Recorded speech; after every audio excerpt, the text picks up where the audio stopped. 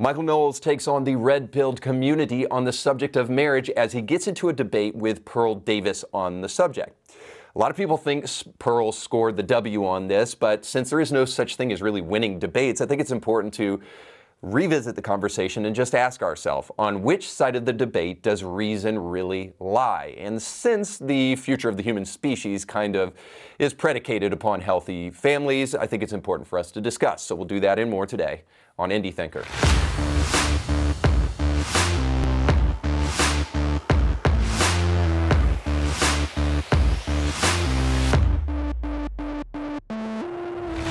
Welcome to the show. My name is Reed Huberman, and I've got a great one prepared for you today, as always. Now, I am watching some of you, and I have noticed that you watch the show, but then later you forget to subscribe. So just friendly reminder here. You can subscribe by mashing the little button down below and then clicking that little bell to be notified when new episodes drop, because you don't want to miss a single one. If this show has ever been a benefit to you, if it's ever impacted your life, inspired you, made you a better human being, maybe even made your board game playing skills a little bit better, then I highly want to encourage you to make sure to subscribe to the show. And then you can also go one step further by signing up for our newsletter. That's the place where you can get Indie Thinker exclusive extras. You can also see the full-length trailer to our brand new film, Fatherless. And you can also find ways to support that film so that we can finish this thing, take it out of pre-production, and move into full-scale production on it. If you believe that the makeup of the nuclear family, the absence of fathers in homes, really does make a difference in society, well, then we can do something together about it. You can support us and so much more by signing up for our newsletter. You can go to the link on the screen now to do that, or you can go to the description of this podcast where you can find a Linktree link that will take you to subscription for our newsletter. We thank you in advance for doing it. If there is a place of deep insight and wisdom on TV today, it has to be The View. The Holocaust isn't about race. The ladies there are constantly dispensing great information that each and every one of you need for your life. But then if there is a number two, directly under that godsend of The View, it would be the Drew Barrymore show, where just recently Drew and Marie Osmond came together to have a little chit-chat about the power and the beauty of divorce. Here's what Drew had to say about it. She said, "I had so much shame around divorce, and for some reason something happened, and I said, I'm no longer willing to feel this way, and it just lifted from me." It's magic, Drew. When you totally disregard responsibility for things, all of a sudden the responsibility, the pressure of that responsibility just flies away magically. Barrymore went on and she said, "I just thought when you get a divorce, you're saving the precious commodity we have on this planet, which is only our time." Now, I know what you're thinking already. How do these people get these shows? It's probably a different show for a different day, but I would argue that mediocrity and incompetence in society, even in our highest places of intel or those places where you need people who are truly sophisticated and capable, when you see incompetence in those areas, perhaps it is one of the greatest arguments for the necessity of a transcendent God, a being that is bigger than us, that we can put our faith in, that is more stable than the things that we will create here on this earth, which are almost always laden with kind of a bit of incompetence. I would also add to that maybe just two other things that are real important, beyond just recognizing the obvious, that people who do not deserve television shows get shows all the time. And I would just say this, that if we look at Drew's life and we look at her words, we understand how the divorce statistics in America look as horrible as they actually do, because people like Drew Barrymore and her other friends in Hollywood have absolutely skewed the statistics for divorce in America so that things look actually way worse than they are. I can prove that to you because Drew herself has had 3 failed marriages and divorced 3 times. In 1994, Drew married Jeremy Thomas, and after 6 weeks of dating, they split up 3 weeks later. In 2001, she married comedian Tom Green. He filed for divorce just months later. In 2012, Barrymore married Will Koppelman. Then they brought 2 daughters in the world, and then 4 years later divorced. So all I'm saying with that is just simply that Drew is the kind of person who gives marriage a bad name by how many frivolous divorces that she's had constantly. And I think that there's a little bit of a narrative within that story, simply that we need to be careful what kind of information we're taking in as it as it comes to marriage and make sure that the information we're getting actually gives us an accurate display of what marriage is and what it's supposed to be. And that kind of brings us to the second thing. Going to Drew Barrymore to get any information about marriage would be like going to Lizzo and getting information about strength and conditioning, or maybe going to Dylan Mulvaney and trying to get information about your menstrual cycle. In other words, she is not somebody that we would trust to faithfully represent what marriage is supposed to be at all. And that's where I enter into the conversation, the debate between Pearl and Michael, because both of them are going to be talking about marriage. One of them is not married, one of them is. And the question arises, should we listen to the person who is not married detail for us why it is important that people not get married, or should we listen to the man who has been married for more than 10 years tell us about the virtues and the power and the importance of marriage? Well, I'll let you decide for yourself, but I do have some thoughts on that. So let's jump into the conversation. I moved to London to play volleyball. And essentially what happened was I started reacting to red pill content. Okay. And I didn't understand why men were complaining about dating. You know, I kept hearing like men complaining about dating. So I ended up doing a panel show where I interviewed 1,000 women about dating and relationships. By the way, you're going to hear about this panel show very often in this conversation. It's going to be treated as somehow authoritative, but just wanted to tune you into that. And I came to the point where I could see where the guys were coming from. I had a second question too. I wanted to know, why don't men want to get married anymore? You know, I grew up in a 2-parent home. My parents have been married for 30 years. I didn't understand it. And I came to find out that when men have children in this country, you know... In this country, meaning the U.S. In the United States, you know, they're not legally entitled to their children. And I think it's the biggest issue that we're facing right now. Single mother homes, they lead to school shooters. You're more likely to commit crimes, drug deal. Every problem in society comes from single mother homes. And so, you know, what I found is that men are not getting married not because they don't want relationships, but because they fear divorce. And divorce rates, I guess it's not that divorce rates are skyrocketing, in part because fewer people are getting married now. But you observed that divorce is... One could say is at the very heart of the political problem, because marriage, the family, is the fundamental political unit. So you crack that up, you're going to crack up society. Yeah. So, you know, I have a documentary coming out called Why Don't Men Want to Get Married Anymore, where it really dives into the problems as to why the institution of marriage is failing. For example, the tender years doctrine. Do you know what that is? The tender years? No. That assumes that the mother is the best one for the child under the age of 7. In some states, it extends to 16. Yeah. That's an openly sexist law. That's openly sexist. But what do you mean by sexist? Because, you know, sometimes people say sexist, and you know, if they're referring to real misogyny or something, I don't like that. But if they're saying men and women are different, I certainly they are different, right? Yeah. But what evidence do we have that the mother is the best one with the children? Well, the kids are the most likely to be abused by the mother, not the father, by the mother. That's a little unclear. That's a little unclear because, for starters, you know, as you just acknowledged, the children are much more likely to be with the mother. Not only in the case of divorce, but also in the case of a married couple with daddies at work. But why? Why are kids more likely to be with mothers? The way the laws are set up, it punishes men for being traditional. If you're a traditional... when I say kids are more likely to be with their mothers, I just mean because even in a traditional family, I, daddy, am off at work right now, and mommy is home with the kids. But, so what's your point with that? My point is that and the statistics are a little unclear about this. There was a number from HHS in 2009 showed that women are much more likely to abuse or neglect their children. There's another number from last year from, I think it was the National Child Abuse and Neglect Data Set or something like that, which found that it's a little closer to equal. Women still have a slight edge on abuse, but it's close to sexual parity. But then when you factor in... Not the biological dad. That includes stepdads. Not the biological father. No, that's biological father. No, it is. Which data set are you referring to?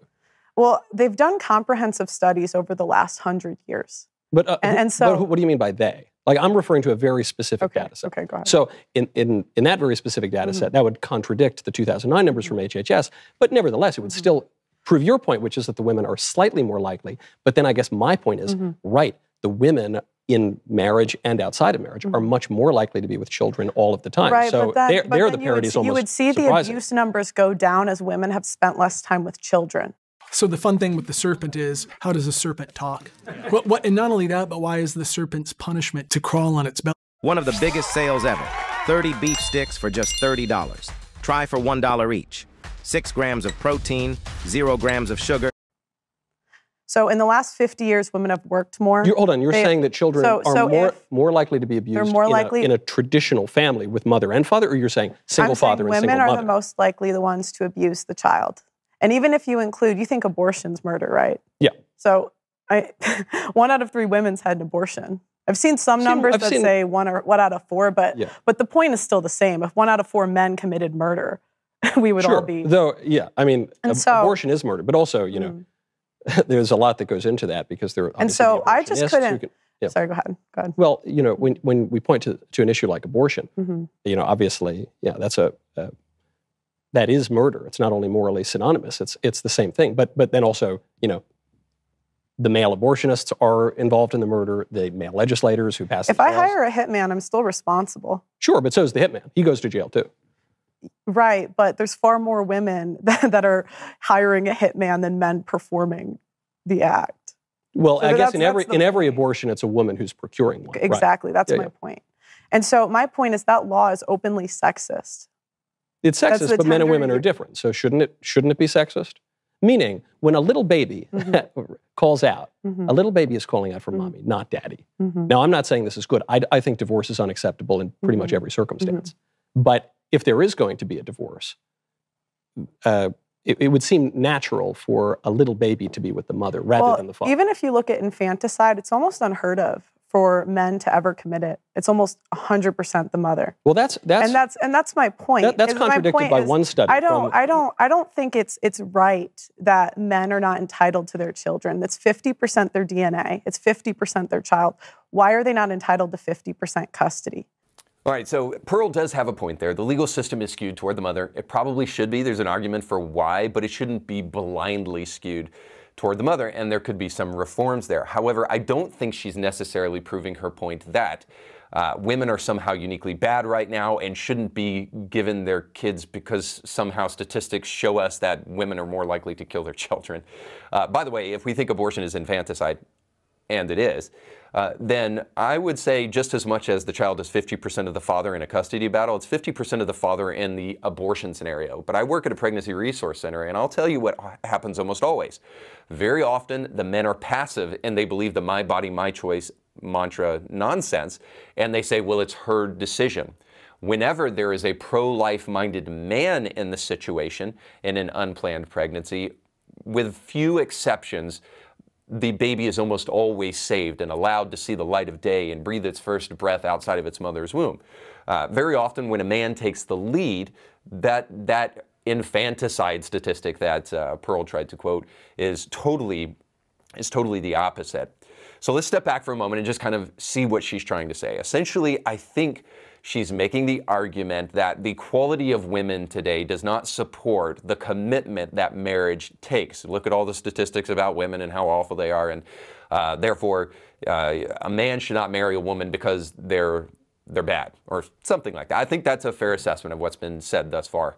And the problem with that is that this is a little bit of like the chicken and the egg argument. So are women bad and therefore men don't want to marry them, or are bad men not in the picture and therefore impacting the way in which a woman lives and who that woman is? And is the absence of the leadership of a man impacting the quality of women? I think undeniably the answer is yes to that. So we could argue back and forth and maybe even frame that a little bit differently, but I think essentially that's what's going on here.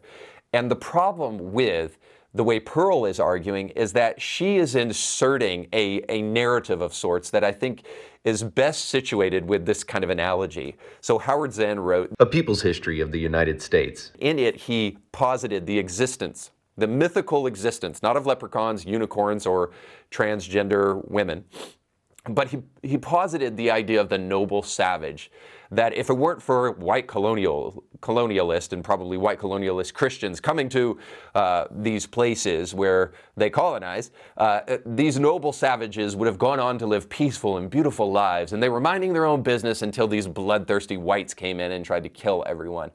It totally denies the fact that actually what these tribes were doing to each other is cannibalizing each other, eating each other's hearts, sacrificing each other, and constantly warring between each other for land. I bring that up just simply to say this, that my problem with Pearl's argument is she seems to be positing these wonderful, fantastic men who don't leave their spouses and their partners with children to raise on their own, these men who are totally faithful to women and never cheat or anything like that. And I don't think that really bears witness to what's really happening in the vast majority of marriages all around America. It's a hodgepodge. It's not that simple. You can't paint with broad strokes here, but if you can, I don't think it favors Pearl's way of looking at things. And very often, this is what I hear coming from the red-pilled community, is that all these men are so amazing, and if it weren't for these women. And it's really just not that simple. But I do believe that there is a truism that is way more true than what Pearl is talking about here. And it's this, that men were created to be leaders. And so I would just say this, if you're a man, go be a leader. Men still have all the necessary means, even with the state's influence, even with divorce laws and all of that stuff, recognizing those things maybe aren't what they should be. Men still have the ability to procure happy and healthy families if they really want it. Now, listen, I could make excuses for myself and for other men. I could tell you that the reason the divorce statistics are so high and the reason the state of marriage is so broken is because of feminism and because of the welfare state. I could argue that the proliferation of porn and OnlyFans is destroying the makeup of families. And until we fix that, yada, yada, yada, divorce laws, the dating pool filled with hoes and all that stuff. I could make all of those arguments. But still, acknowledging all of those things are a problem. I can still tell you that it is up to courageous men to quit complaining and blaming other people and to take responsibility. See, the argument that Pearl is making totally takes away the faculty of men to be men, which is kind of a problem. I still believe that men stepping up to the plate and being men are the cure for any of the things that Pearl will talk about throughout this conversation. So I'll just tell you, I've been a pastor for 24 years now, and I see churches chock full of godly men and godly women. There's plenty of good women to choose from if you want to get a good woman. And it's time for boys to start being men and quit complaining about the dating pool or to make any other kind of excuses. So I guess what I'm saying to you is go to church. Yes, it's overly simplistic like many of Pearl's arguments, but mine has a little bit deeper of a truth to it. Statistics will tell you, not that you are immune from divorce if you're a Christian or you found your wife in church or any of that stuff, but I am telling you that the likelihood of a person having a much happier and healthy marriage if they are aligned ideologically, if they have the same belief system, if they care about the same thing, have the same moral basis and value system, have some of these things that matter so very much before you jump into the sack with a person. If you have these things in common, you are much more likely to have a happy and healthy marriage. And that's what all of the statistics tell you, that Christians have happier and healthy marriages. Now, I get it. There's lies, damn lies, and then there's statistics. So Pearl's going to use statistics too. And I'm just simply turning around the favor and just saying that if you want to have a good and happy and healthy marriage, you can do that. It's still within your power to do it, especially if you're a man. All right, let's go to the next clip. So then, you know, I don't mean to blame the victim here if I'm talking about the men, but it would seem to me if you don't want to get divorced, not marrying a liberal woman is a good place to start. Mm-hmm. If the more liberal women are, the more likely they are to divorce. It's almost like a truism, right? It's like saying, the more likely a woman is to support divorce, the more likely she is to divorce. Mm-hmm. Well, then why would a man marry a woman who would support divorce? What percent of women do you think are marriageable? What do you mean by marriageable? No tattoos, no debt, not overweight, doesn't openly hate men. It's not the majority, Michael. What's the number? These are confirmed by an actuary. It's less than 5%. Which actuary? What study is it? It's called It's a World Without Men. It's a study or it's a blog or a book, or what is a world It's a without book. It's a book, and they go through the numbers that are confirmed by an actuary. So I saw that book. I saw that book. But you know this, Michael, even in real life. You go on the Whatever podcast. Yeah. You go. I mean, you see Fresh and Fit Miami. It's not like, and I've interviewed 1,000 women. 1,000. Yeah. I've interviewed Christian women. I've But you know, the thing Catholic women. So I saw that. And I've been on the other side of divorce. Yeah. And I've seen men that did the right thing. But I'm skeptical of your number here because look, I'm not like it's a crazy world. The women have crazy colored hair. They have tattoos. They do crazy stuff. But I saw that book. Maybe you had mentioned it or someone on the internet mentioned it. And I didn't know, was it a study? Is it a this or is it a that? And it's this book by a blogger who does not really... No, he's an economist. So I read the book. I hate to be... I would encourage people to take a look at the book. I open up the book. The first sentence of that book, there is one mistaken quotation and 3 grammatical errors in the first sentence. And then I looked for the 5% number. The 5% figure appears nowhere in the book. So again, I'm not saying that the world is teeming with women who are traditional and, you know... Would you agree it's the minority? Who are marriageable? The minority. Even if we look at just overweight. 70% of women. Sometimes I think you guys are so out of touch. I don't think like 70%. You want a fat wife? Like, come on, no, guys. This is what you're telling men to sign up for. Well, what I'm telling men, I guess what I'm telling men. That's my point. It's not the majority. And when is the last time you dated? Like 10 years? You've been married for a while. So sometimes you talk and I just think you're a bit out of touch with your current dating partner. No, that's fair. You're saying, you know, I never swiped, I never did any of these things. Correct. And I'm saying I've interviewed 1,000 women. I could give you examples in real life too. I mean, that's a ton of people, Michael. Sure. So, sure. I have no doubt that the dating pool is difficult now. But the problem is that the state is the legal enforcement arm. Well, that's by definition. Correct. So there's no way for a man to get married in 2024 without being entered into the state contract. But that's always and so I understand, but I understand men's hesitation when the quality of women has gone down. But what if, I don't tell men not to get married or like what to do. I think every man has to decide for themselves. But I don't think you're going to win a lot of support. Or I think you have to understand the problem in order to come up with a solution. So you are telling men, at the very least, you're observing that it is not advisable today in 2024 to get married. I would say that every man has to pick for himself. But I think objectively, if me and you sign a contract and one of us is paid to leave, you would never sign that business deal. You would never sign it. I did, right? If you're saying that's the state of marriage now, I did get married, therefore I did sign it. I will tell you my impression of the conversation thus far is that I'm surprised to see Pearl is not really what's the word? It's not good thinker, but it's not a precise thinker, I suppose. She's using a bunch of statistics and then making these conclusions based upon these things that I don't think the statistics really merit. But needless to say, her last comment about marriage being a contract. Would you engage in that kind of contract? Well, first of all, let me just be really clear with you that marriage is not a business deal. And if you're approaching it as a business deal, you're probably doing it wrong and you're setting yourself up for failure. I only make mention of that is because there are a lot of people who think that it is and will even say something like this to me. Reed, you're just not being practical. Sure, you can use your spirituality and your religion to try to help you with your marriage, but at the end of the day, if you find yourself in a divorce, then you'll wish you would have been a little bit more practical. All I'm going to tell you is all of that practicality is setting you up for an understanding of marriage, or at least shows that you have an understanding of marriage that is absolutely not healthy, and then you shouldn't be surprised when you have a divorce.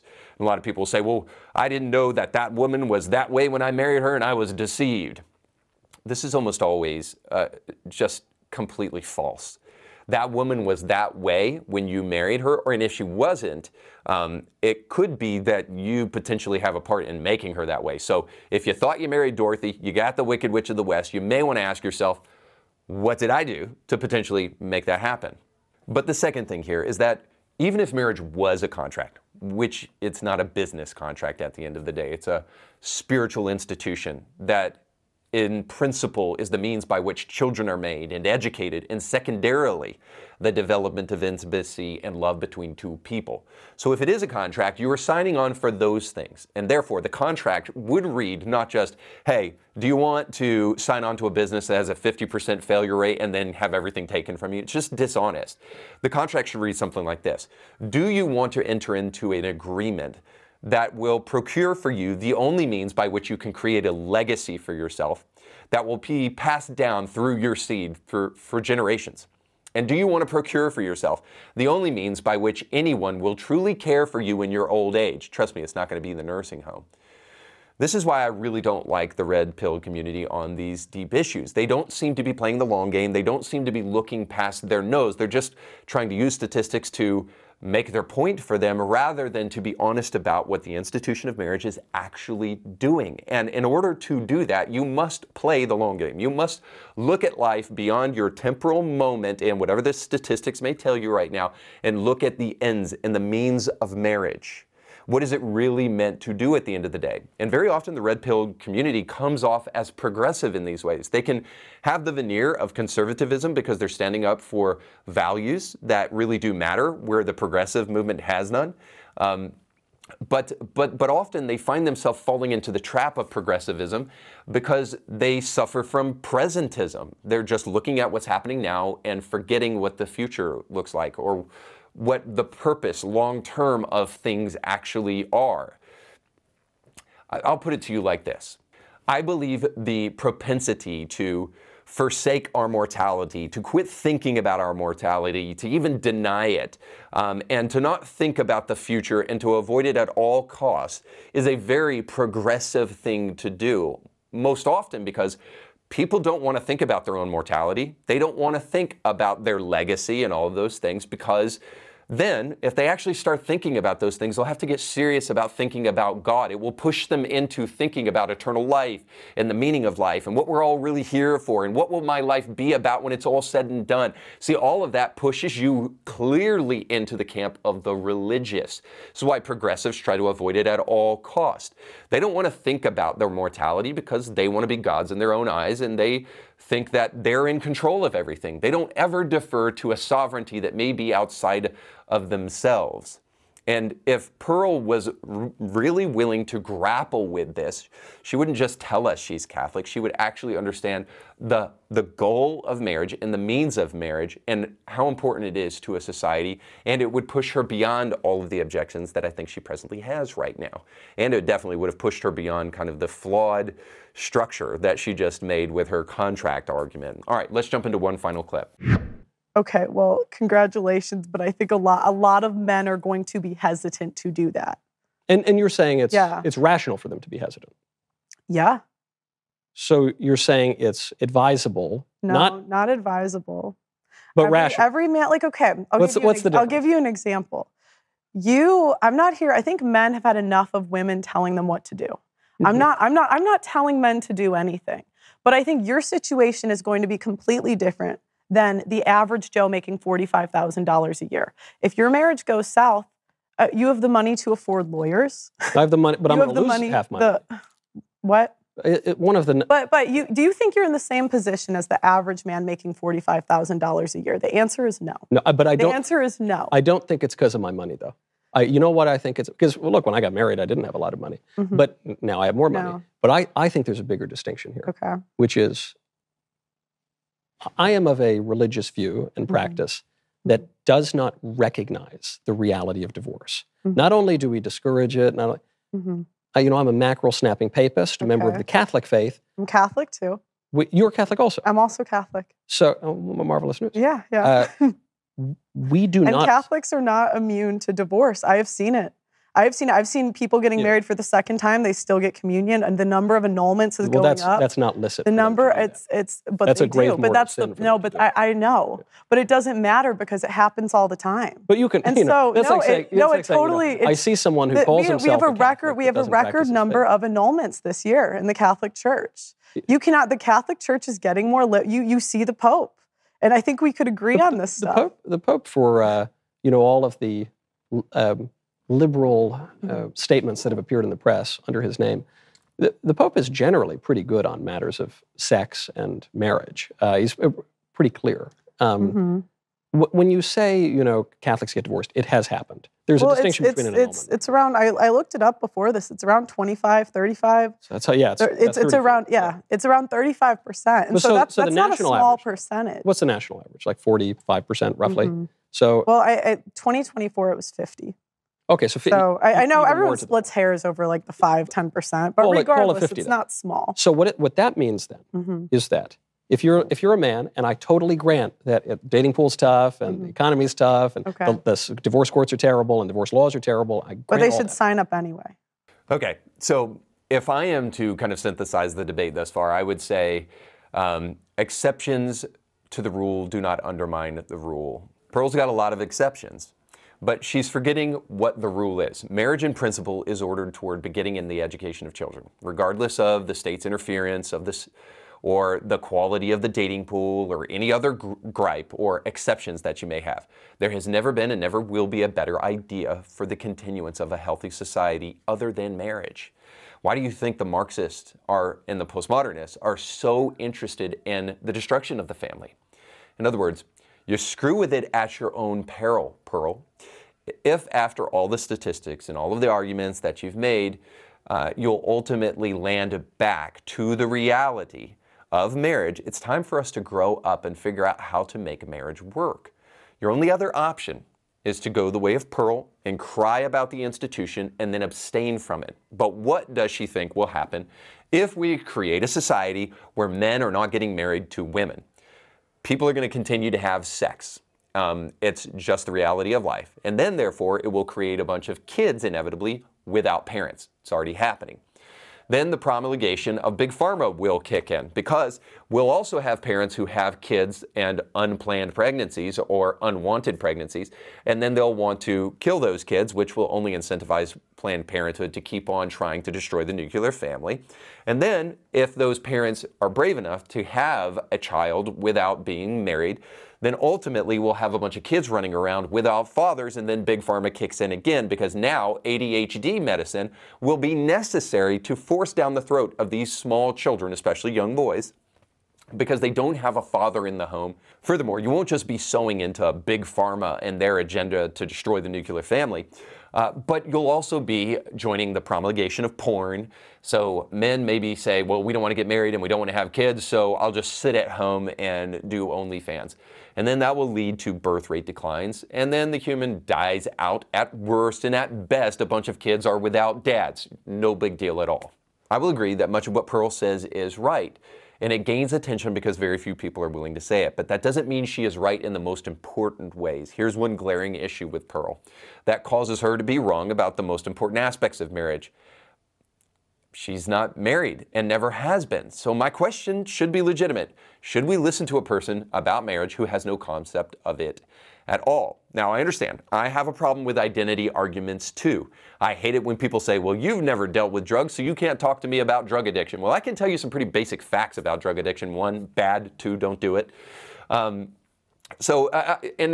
these arguments are really horrible when they become race-based. Like, you're white, so you can't tell me what you think about this issue. Like, really? I've been pulled over by the police too. And by the way, every single interaction that I've had with the police has been negative when I've been pulled over. I got pulled over one time, by the way, and the guy asked me what I did for a living. When I told him I was a Christian minister, he said, yeah, I used to be one of those too, and then handed me a ticket as angrily as possible, and then walked away. So I get it. I don't like identity arguments either. I don't like people trying to take away your right to speak on a subject just simply because you don't have a certain set of experiences. And the question is, well, what kind of experiences do you need in order to weigh in on this topic? I will just tell you this, that a black person and a white person have enough common experiences that you cannot differentiate whether or not that person is experiencing this simply because they are black. But I can tell you beyond a shadow of a doubt, a person who is not married definitely does not have the same kind of experiences I do. So I can't help but say that we shouldn't listen to a woman who has never been married tell us specific, isolated truths about how marriages sometimes don't go right, and then treat them as though they are universal. And at the end of the day, let me just argue one simple fact. On your tombstone, it's not going to say avoided marriage, had 2 million subscribers on YouTube. It's not going to say had a podcast. You and everybody else. That's not going to be on our tombstone. What will be on our tombstone is loving father, devoted husband, something to that nature, because the institution of marriage really is, at the end of the day, the thing that will mean the most to us. It is the thing that consistently grabs me back to reality and grounds me in this earth. When I think about the things that will matter when it's all said and done, it has nothing to do with my professional career. It has to do with my 2 boys and my beautiful, wonderful wife. If you don't have that, I wouldn't expect you to believe that that is what makes life significant and meaningful. Since she doesn't have a kid and doesn't have a husband, I don't expect her to understand that in the long game, you can avoid marriage if you want to, but ultimately you are missing out on one of the things that truly make life significant. And at the same rate, this is why we shouldn't be getting marriage advice from Pearl. It would be much better suited if we got it from the people who are doing it well. All right, that's all the time I have for today. Thanks so much for watching. If this podcast was helpful to you, then don't forget to comment down below. Don't forget to like, share, and subscribe, and go with God.